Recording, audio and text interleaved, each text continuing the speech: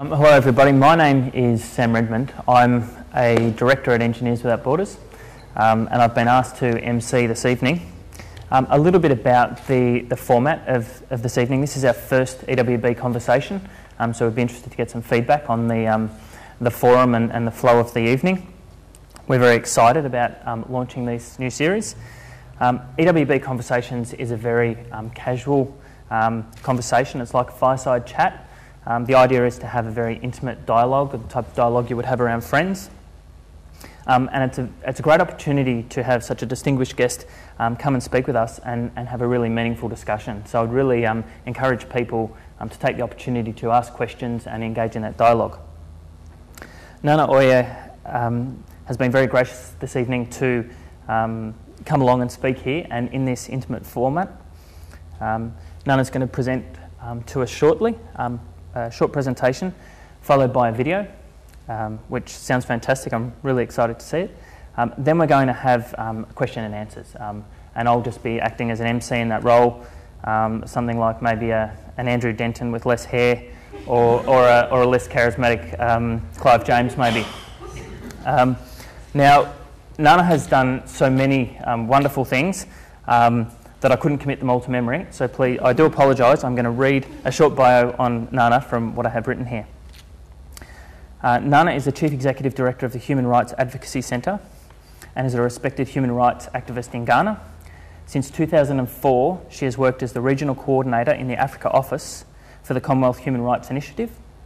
Nana has been involved with the Coordination African Regional Survey on Access for Information to Ghana, as well as running an Access to Justice program and a human rights clinic and coordinating the coalition of the Freedom of Information Bill in Ghana. And it goes on. Nana has led several fact-finding missions to investigate human rights violations and presents human rights lectures for journalism students.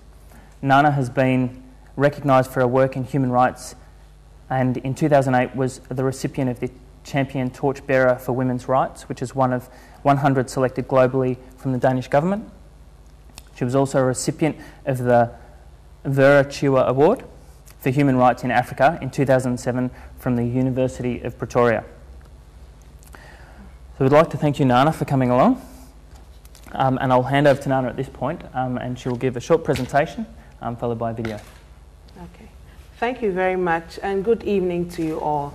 Let me say a very big thank you and show appreciation for the warm hospitality I have received in Australia since Monday. I've been in Adelaide and then I flew to Melbourne on Tuesday, and it's just been wonderful to eat and speak with warm people who have welcomed me with open arms, because this is my first visit to Australia, so thank you very much.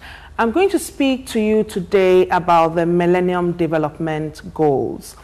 And I'm speaking about these goals because they were goals that 190 states adopted at the UN at the turn of the century in 2000. And the main objective was to ensure that the development processes globally had a positive impact on the lives of the people in this world. So my country, Ghana, which is in West Africa, also adopted these goals and integrated them into our national development framework. The first goal is looks at poverty and looks at halving poverty by 2015. In year 2006, our government did an assessment, and what they said was that Ghana has exceeded, or Ghana has reached the target way before 2015, and that poverty has been reduced in Ghana. And in talking about poverty, they looked at the indicator of people who live under with less than $1 a day, who survive, on less than $1 a day, or people who cannot afford 3 square meals a day. According to their statistics, in year 1991, 51% of Ghanaians lived on less than $1 a day and could not afford 3 square meals. And this has reduced to 18.6 in 2006. But I had issues with these statistics because I see poverty around me all the time. And in the government reports, they also acknowledged that there were regional disparities. And in my country, we're 23 million people, and we have the north and the south. The south is where the capital of Ghana is, and the north is basically rural. And there's a lot of poverty in the north because when we were colonized by the British, they had a policy of getting labor from the north. And so the infrastructure that was developed during the colonial period did not extend to the north because they just provided resource in terms of labor to construct and to develop the south. So you're likely to see a literate southerner than to see a literate northerner. And as time went on, our government adopted affirmative action to provide free education for those in the north. So despite the fact that our government is saying that poverty has been reduced, you go to the north and still see a lot of poverty.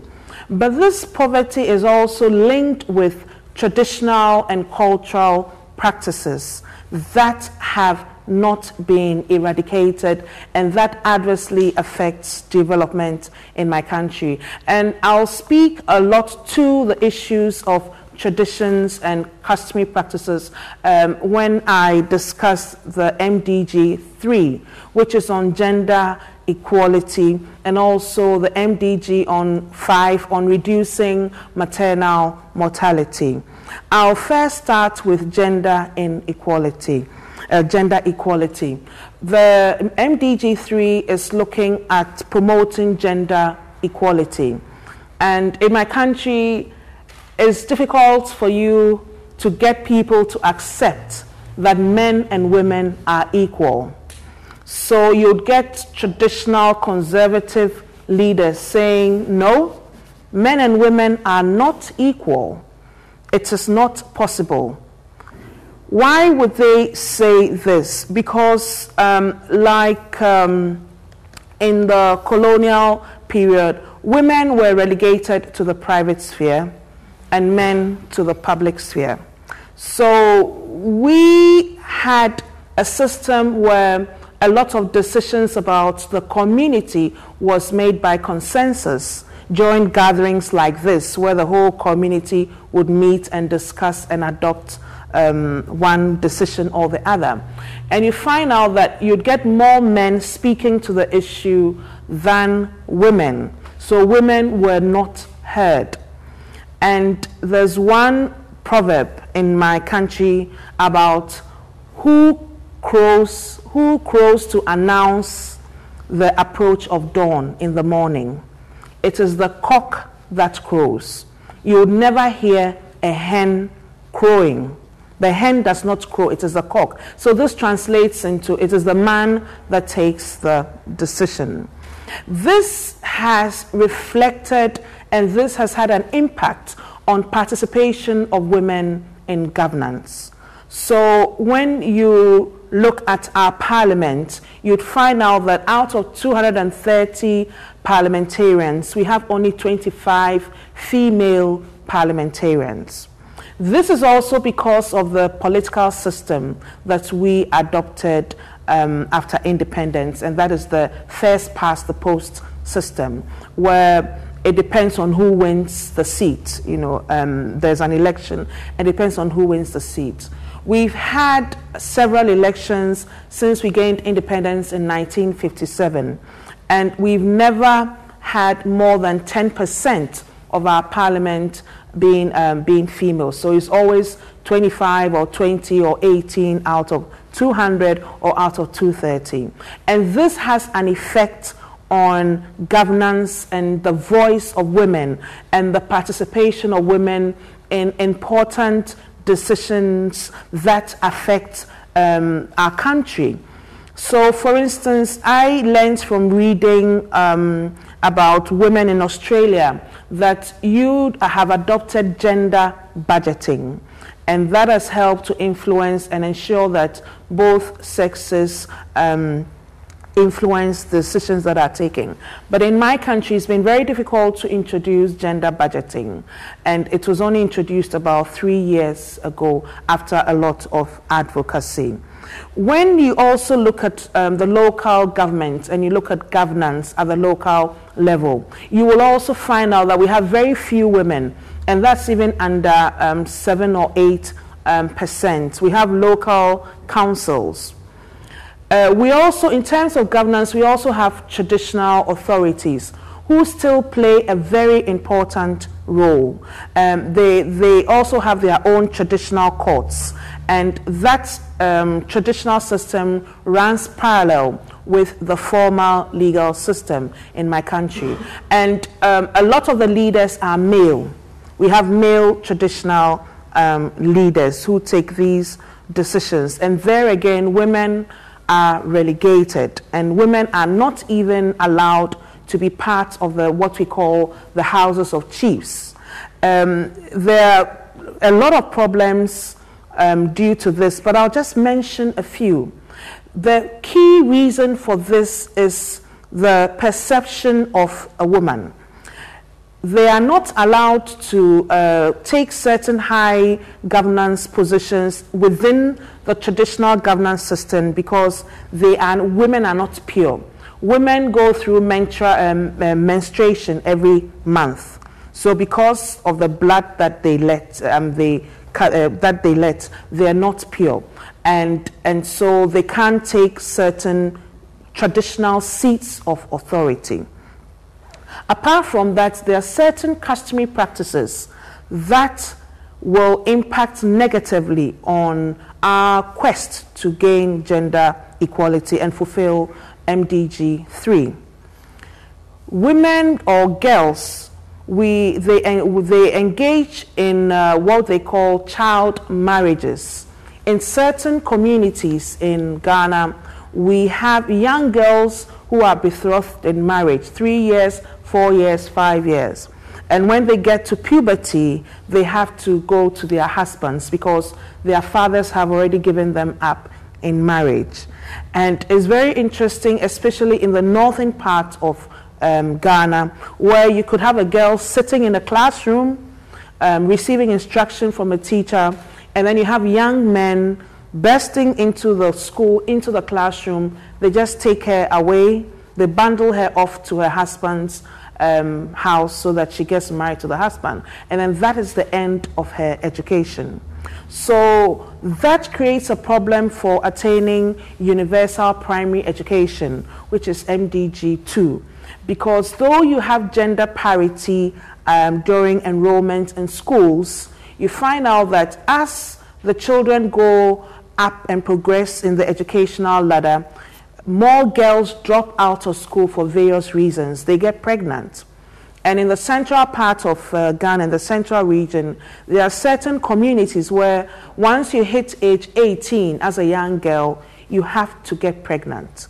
So she will get pregnant at age 18, and that means she'll drop out of school because there's a policy that once you get pregnant in a school, you can't come back to the school. You are dismissed from the school. And we have been able to get the government to adopt a re-entry policy where the girls who get pregnant and have babies can go back to school, but to another school.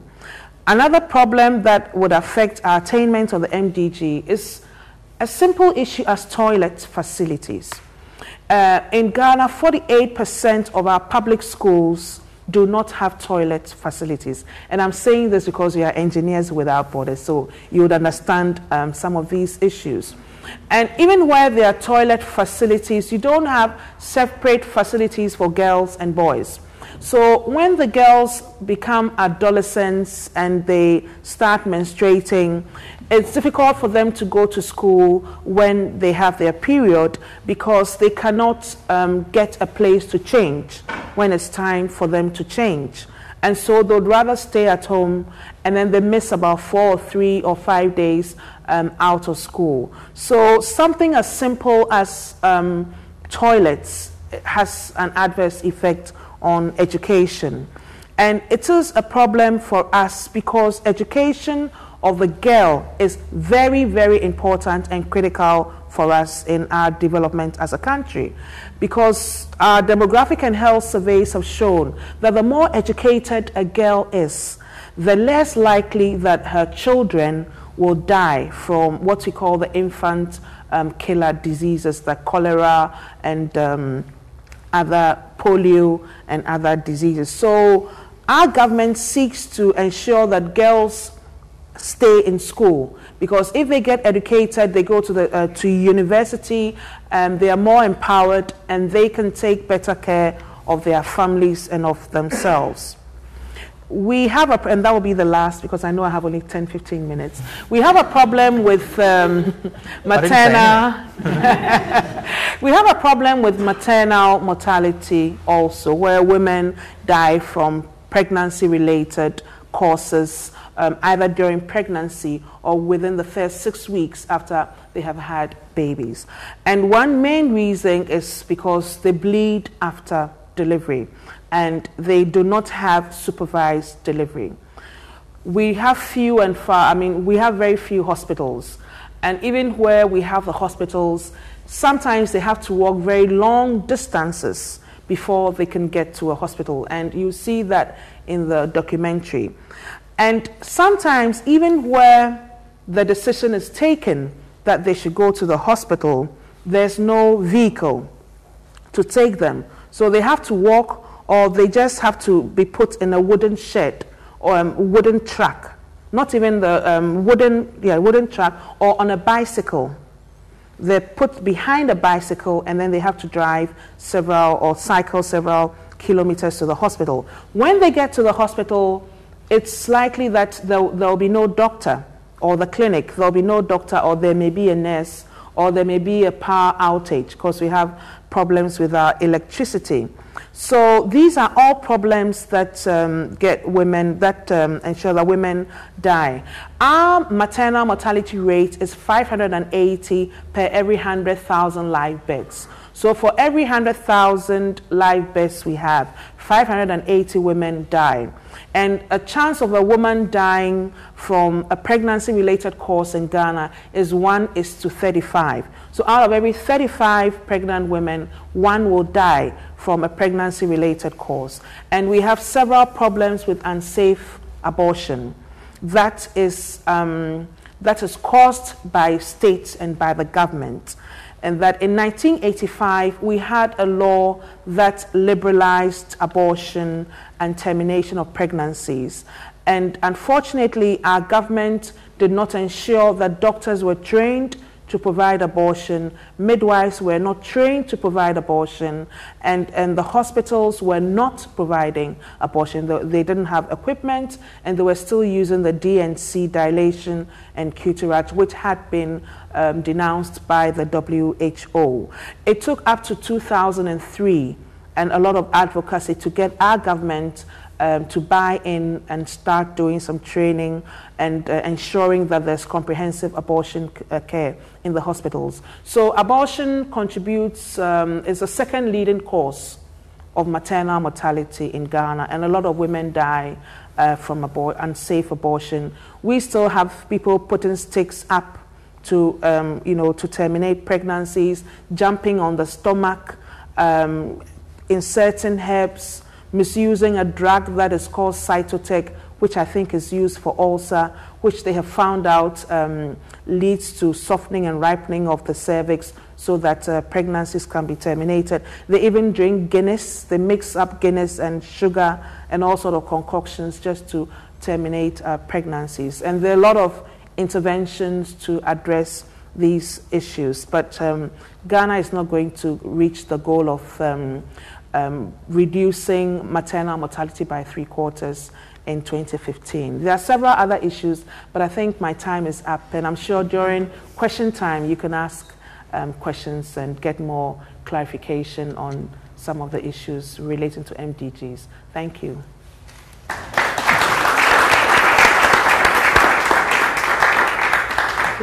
We do. Now we're just going to play a video that Nana has been so gracious to bring along.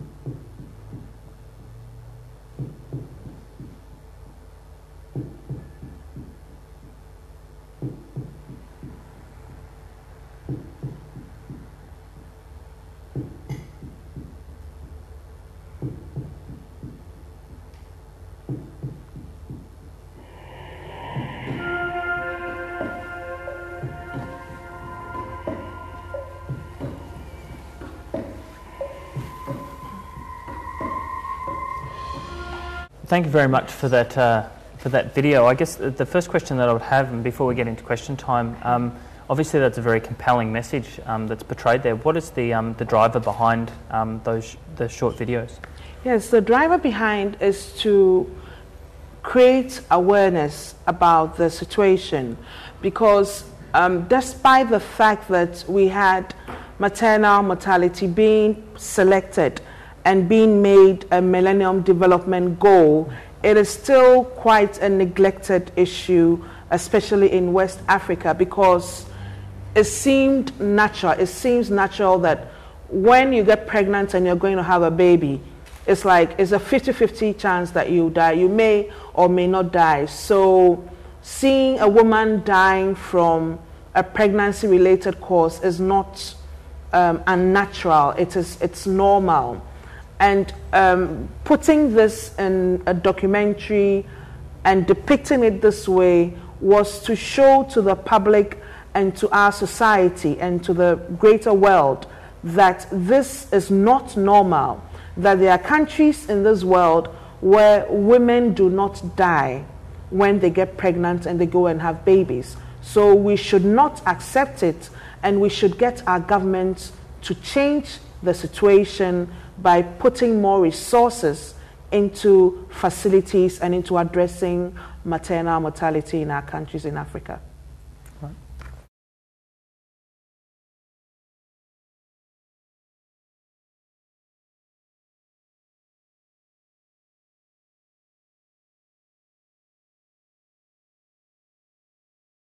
Yes, for me, the first big issue for achieving MDG 3 would be to address gender inequality. And these are the inequalities that touch and concern some of our traditional and customary practices. And for instance, it is very difficult because of our customs and our tradition for a woman to negotiate safe sex in Ghana. So I'm very educated. My husband is a lawyer. I may not have challenges asking my husband to use a condom, but several women, thousands of women, would have huge problems asking their husbands, their partners, or their boyfriends to use condoms, because men more or less control sexuality. And if you ask the man to use a condom, it would be like, well, then you the woman, are being promiscuous. And what right do you have to determine what the man should use? So these are very basic issues. Men and women may know that their husbands are having extramarital affairs, and may even know that some of the girls their husbands are having extramarital affairs with are HIV positive, but they would not be able to have a say, and they can't even say no to sex. And we had a big problem with criminalizing marital rape. It was a big issue when we tried to introduce marital rape in our country just because of these reasons. So one big obstacle, one big issue that our government would have to address would be eradicating these customs and traditions that naturally relegate the status of a woman. And I'll just give one example before we, like there's certain rivers in my country, as a woman, you cannot cross the river. So if there's a river between two places, on Tuesday, you can't cross that river because you're a woman. And there was a situation in 2004 when there was voting, there was an election, and the polling booth was placed at the other side of the river. So and it was on Tuesday. So on Tuesday morning, the men got up, got into their boats, rowed across, and then went to cast their ballots. And the women had to stay in the village because they couldn't cross the river to go and vote because it was a Tuesday. So these are basic customs and traditions that would have to be addressed. But it's difficult to address because it's a matter of the votes. You cancel somebody's custom, you may lose votes in the next elections and lose. So these are the problems. And in relation to those customs that are obviously quite well ingrained, is education one of the avenues that you see to actually trying to address that, and therefore is it a generational sort of solution that you see? Is that... Yeah. Yes, it is a generational solution and a very slow process. And even if you look at the issue of polygamy, if I look at 3 generations down, my grandfather, both my husband and my grandfather, had 5 wives each. So my grandfather had 5 wives and 35 children. My father had 2 wives, 10 children. I have my husband has 1 wife and 4 children. So, and even when you look at demographic and health survey, prevalence was of polygamous marriages was 28% in 1998, and then it reduced to 23% in 2003. So I hope it will be eradicated. And then you look at female genital mutilation, is also the same thing, where you have parts of the female private parts. Being an African, it's difficult for me to mention it, but I'm sure you know what it is. And parts of it is cut. The clitoris may be cut, and the labia may be cut. It's like a customary ritual that is done when you're very young. In the northern part of my country, then it is sewn up and a little hole is left for urine and all that, and that is a custom. It's been criminalized since 1994, but it is still going on because it's a customary practice and it's a way of controlling a woman's sexuality.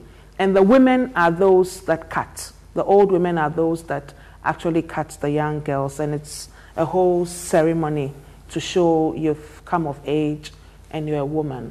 But what is happening is that there's been education, and this is gradually phasing out. So you're getting some of the cutters being trained and given alternate sources of livelihood so that they don't, because they get paid for doing that. So that is a best practice in terms of a customary practice that is dying out because of education. Right. Very good. And sorry, I'm still taking the floor here. In relation to organisations like Engineers Without Borders or other NGOs that come into Ghana to assist, what role do you see them playing in helping to address some of those issues?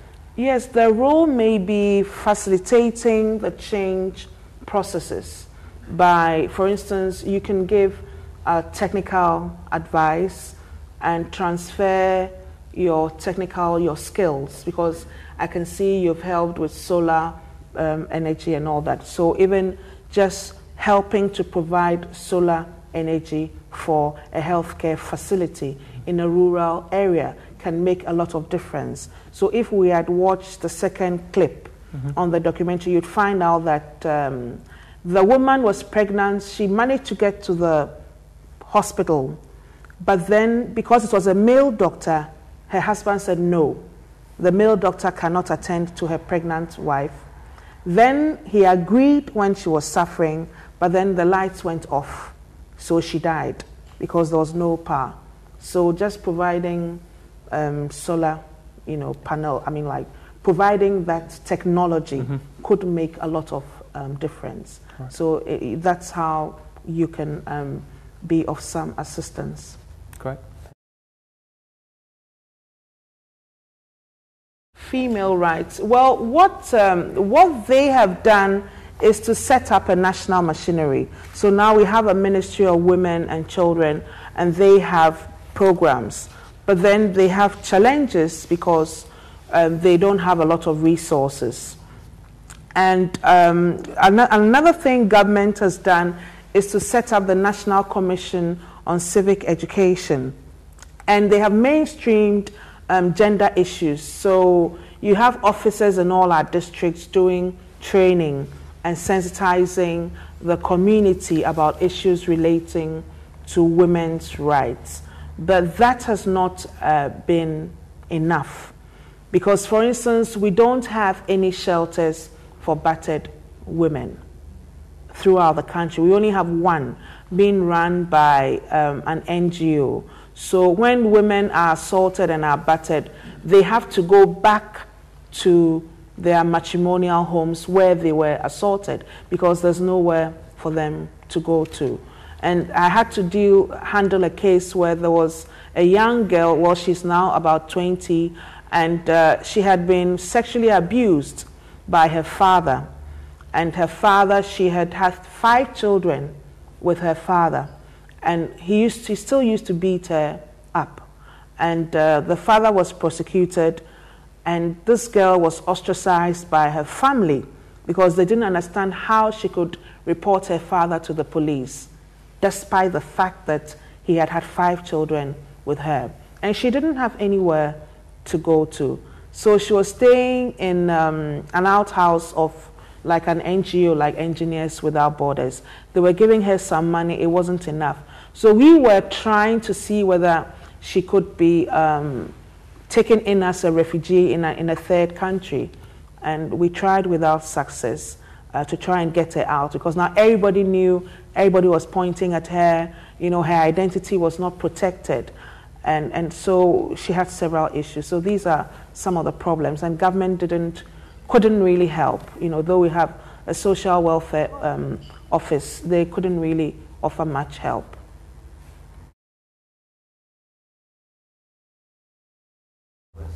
Yes, politically, Ghana is a star in Africa, and I'm proud to say that. I think since independence, we've held a very important strategic position in Ghana, also because of the great leadership of our first president, Dr. Kwame Nkrumah, who actually led the independence drive within the Africa region.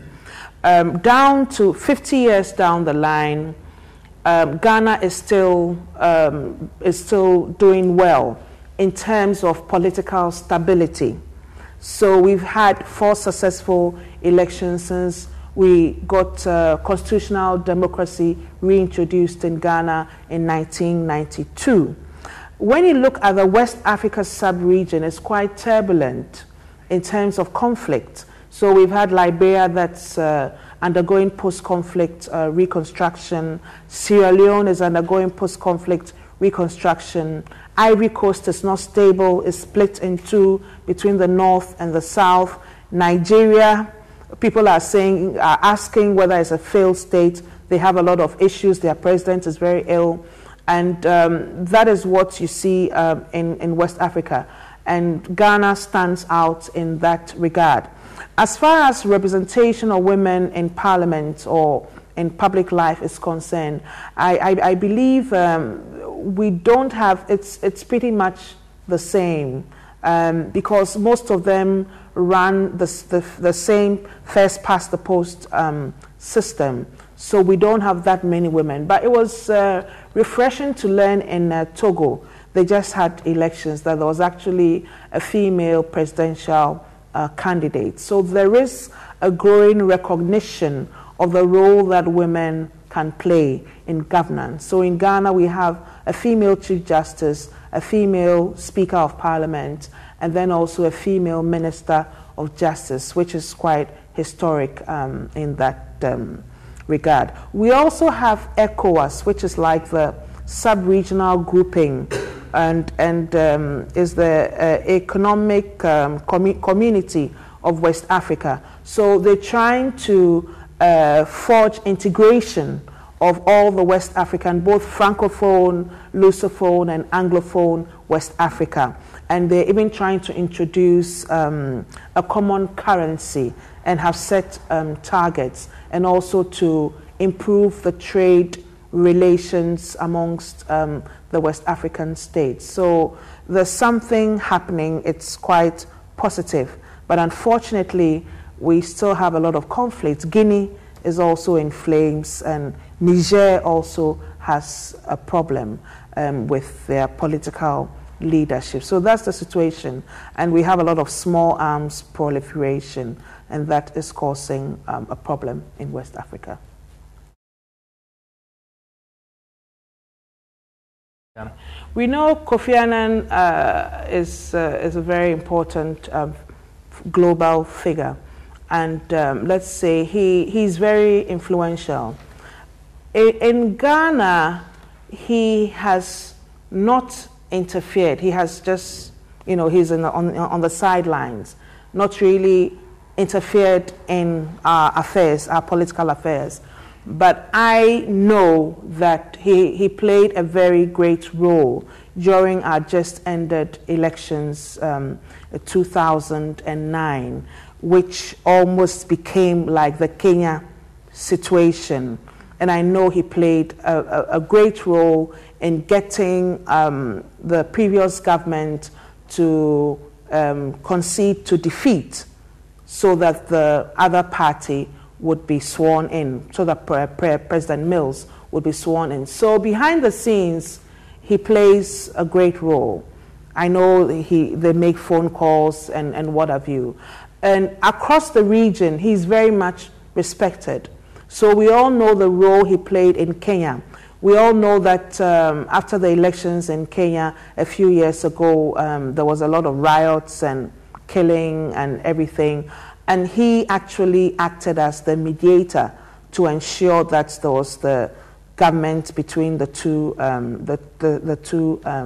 leaders, the coalition government that they call. So he's still playing a lot. He's still also looking at agriculture and looking at food production across the Africa region, and has mediated in several other conflicts in Africa.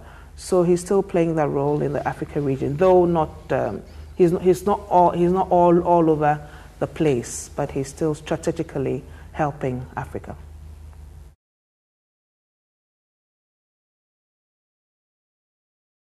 Okay, our organization is pretty young. We just started last year, but what we're doing is we're continuing with advocacy, but I have been involved in advocacy around gender issues, rights of persons with disability, men who have sex with men, lesbians, neglected groups like commercial sex workers. I've been involved in advocacy, getting Ghana to pass a law on domestic violence, getting Ghana to pass a law on disability rights, which we have laws for that. Now I'm convening a coalition that is going to get Ghana to pass a Right to Information Act so that the members of the public can make requests for information relating to the public and can go to government and ask questions. So one key intervention that I'm influencing is advocacy for legal reform to enhance accountability, enhance transparency in governance, and for women's rights, getting Ghana to also pass a law on on property rights of spouses, and also to reform their laws on inheritance. Because in my country, as a wife, you don't inherit automatically because you belong to different families from your husband. So when your husband dies, you can't be kicked out of your matrimonial home, and then the house is taken over by the relatives of your husband's family. And I had a case where a woman's husband died. The husband was buried at 12 noon, and she was giving up to 5 p.m. to pack together with her children and leave her husband's house, because they said, go back to your family, your husband is dead, go back to your family. And we had to go to court to get her reinstated in her matrimonial home. And in certain instances, you would even get, when your husband dies, you are married off to your husband's brother, a spousal inheritance. That is a custom in the north of my country. So we're doing the awareness creation, we're doing the advocacy, we're engaging at all levels. We're engaging with the parliament, with government, we're engaging with the traditional leaders, then we're engaging with religious leaders and the women themselves. But we have to rely a lot on donor funding, for our work, because government will not be able to provide the resources. So this is how we're contributing towards addressing the gender inequalities in our country. Fantastic. I'm going to take a liberty again. As an extension to that question, you talked about genital mutilation and the fact that although it's been mandated in law that it's legal, that it still happens. In those situations you're talking about where there is legislation passed, is there still issues about it being enforced, and what can you do about improving the enforceability of law? Yes, we've had certain customary practices that have been criminalized in Ghana.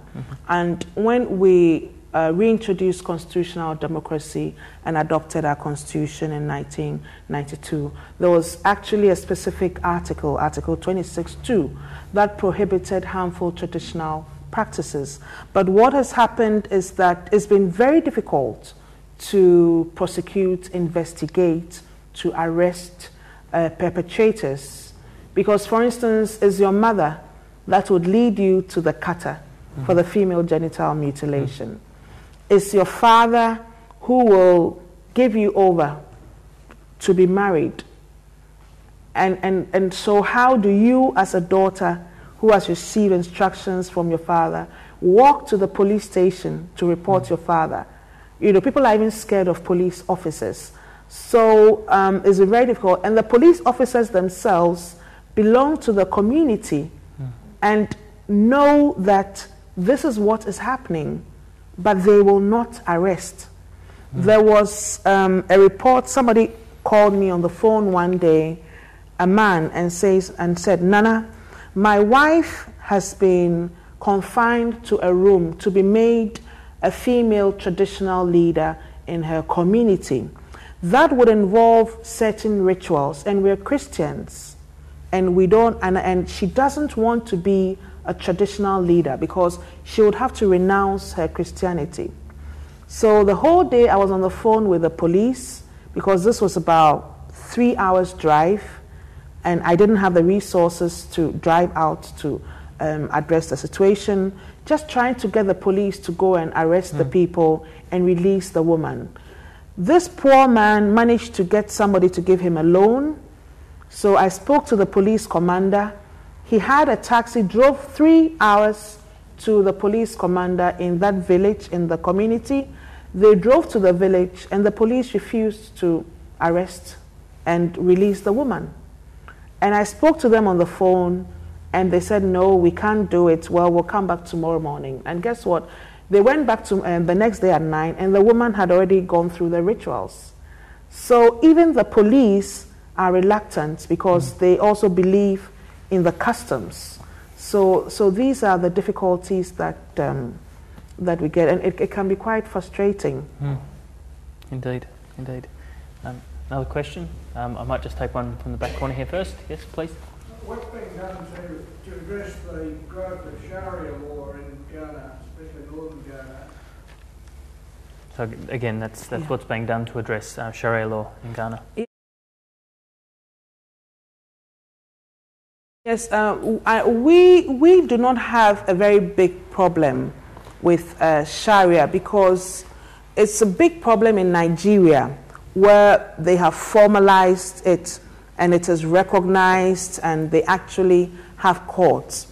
But if somebody were to go through Sharia and went to the courts in my country, it would be overturned. That judgment would be overturned because they would say that it's inconsistent with our laws and that is inconsistent with our criminal code. So we haven't given Sharia the power of the law. So it's pretty informal. But if anybody were to challenge it in the courts, then it would be overturned. So we are not seeing the problems that have been going on in northern Nigeria, in Ghana.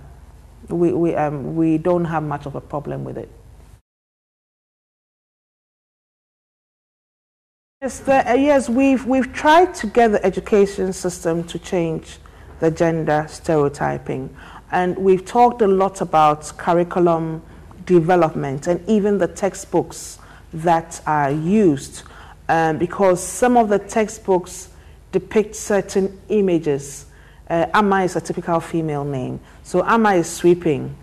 Kwame, who is a typical male name, is watching television, and then Daddy is watching television, and mommy is cooking breakfast.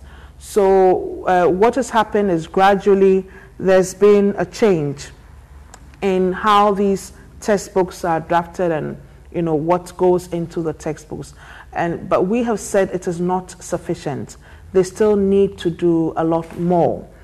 It has to influence teacher training, because if even you change the textbook and you don't change the way the teacher is trained, and the teacher has gone through a certain gender stereotype, it's going to affect and influence the teaching. And so earlier on this year, there was a whole uproar amongst women's rights activists when in high school, we go to boarding school. So from age 12 to age 18, I was in a boarding school. Most Ghanaians would be in a boarding school.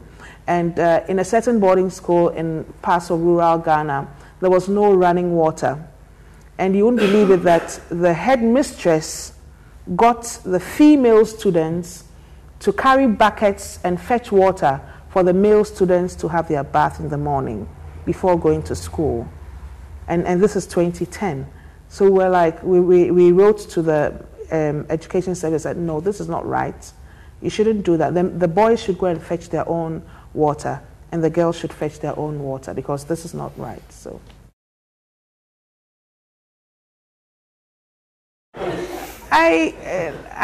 I think I'm influenced very much by my social setting and my upbringing, and I believe that I was privileged because both parents were literate, and despite that, I also had to go through this gender stereotyping. And I remember how I resented it when my brothers would go out to play football and I would have to cook.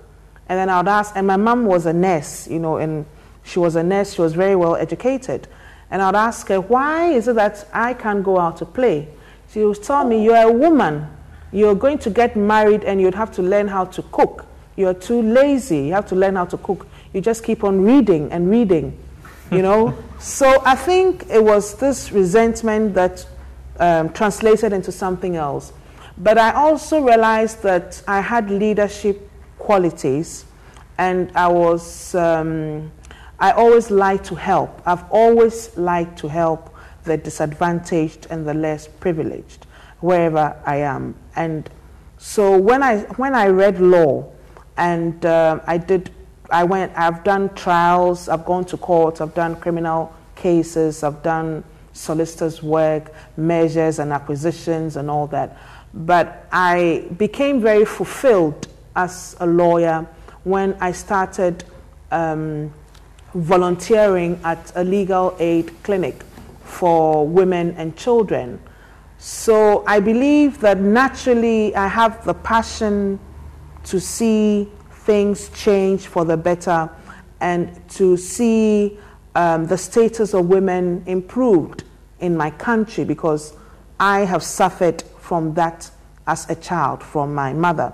And not only that, I also saw my mother, who was a second wife in a relationship, and I saw what she had to go through in a polygamous relationship and how she had to struggle to take us through education, and how if she hadn't struggled and used her own resources, I wouldn't be sitting here. So I believe that I am in a position to help disadvantaged women and girls.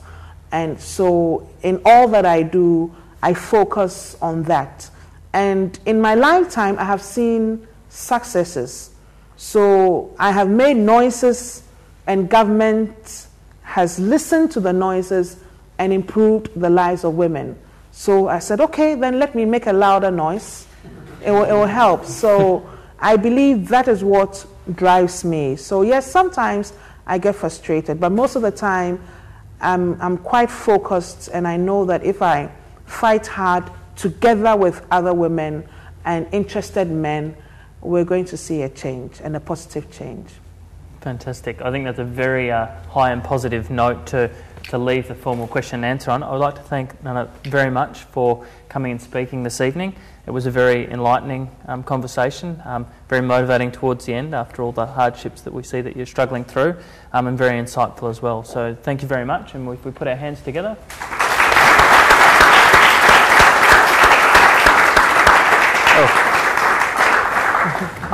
And a gift from EWB. Oh, thank you very much. I'm very grateful. Thank you. That. Thank you.